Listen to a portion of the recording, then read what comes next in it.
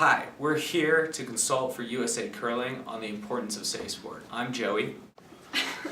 I'm Ashley. And I'm Hannah. And this is Andy. And here's our marketing strategy for USA Curling and Safe Sport. Let's get ready. To improve safe sport initiatives at USA Curling, our team recommends implementing 3 new products to the current program, to include video training, accreditation clinics, and safe sport branding. The first product we would like to introduce is an internal use only video. The video is meant to be shown to only coaches and any staff member in a position of authority over any junior club member.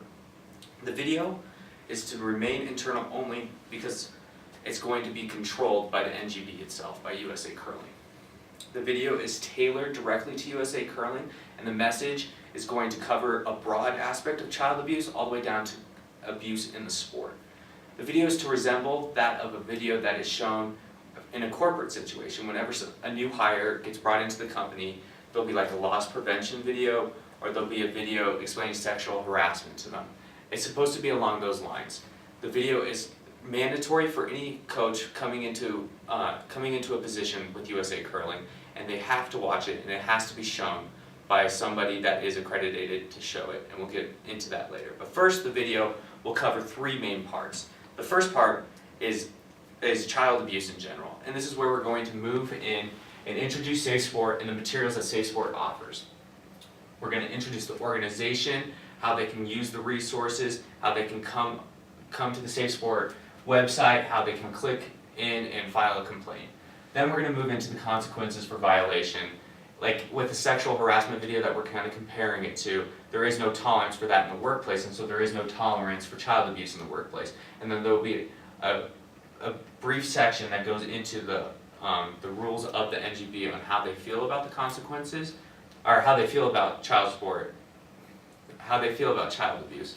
And I'll go into the consequences for violating anything of that. And the third part will be tips for preventing it, and it will be a way for coaches to see it happening, if they can recognize the situation and how they could report it, and it all loops back to coming back to Safe Sport. The next product that we're offering is a clinic. This is optional to clubs and will be performed quarterly in different regions of the country so that multiple clubs can go to it and we can utilize a bigger space with more people in it.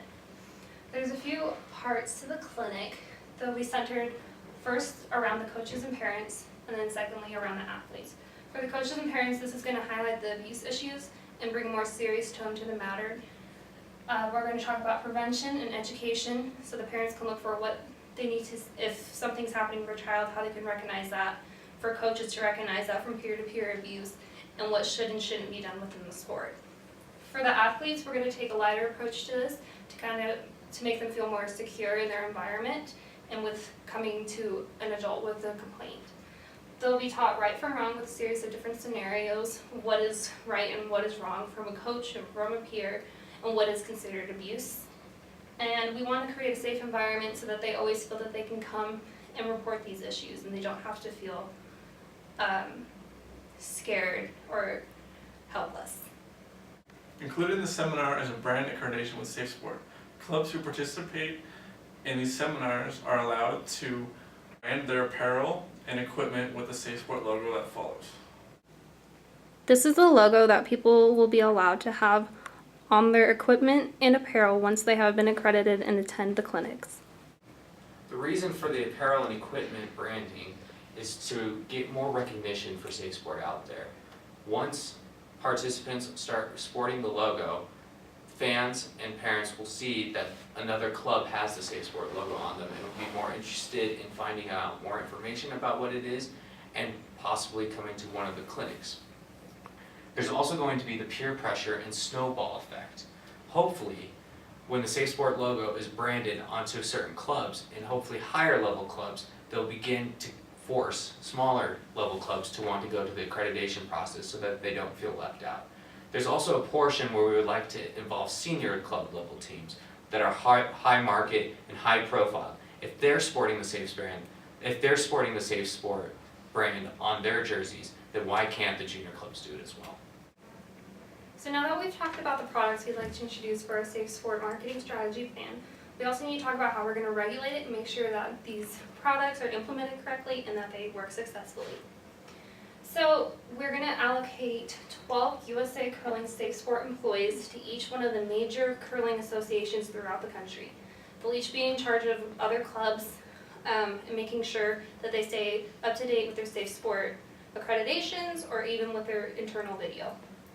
So the video, to make sure that people have watched it and fully understand it, will need to be watched with one of our USA Curling Safe Sport employees. They'll be watched, and then afterwards there'll be a signed document so that these employees can log who has seen it and when they have seen it, since they will need to renew and watch this every 2 years. For the clinic, they will be in charge of planning and executing the clinic, getting guest speakers, famous USA curling athletes to come and inspire throughout these talks.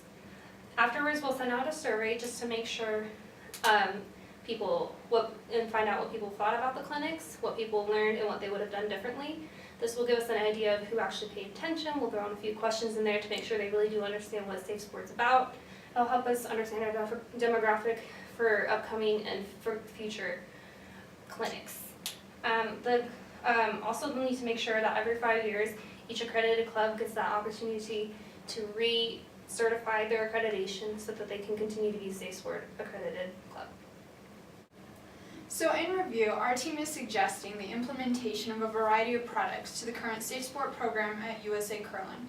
These new products include an internal video, clinics, an accreditation process, and Safe Sport branding logos for teams that are already accredited in the program. We've also reviewed regulation and the duties of USA Safe Sport employees and their duties to success in enforcing Safe Sport program. We'd like to thank you for taking the time to listen to our ideas. If anything was unclear, be sure to look at our paper. I think we clarified it a little bit better in writing. Thank you. You guys have a good day.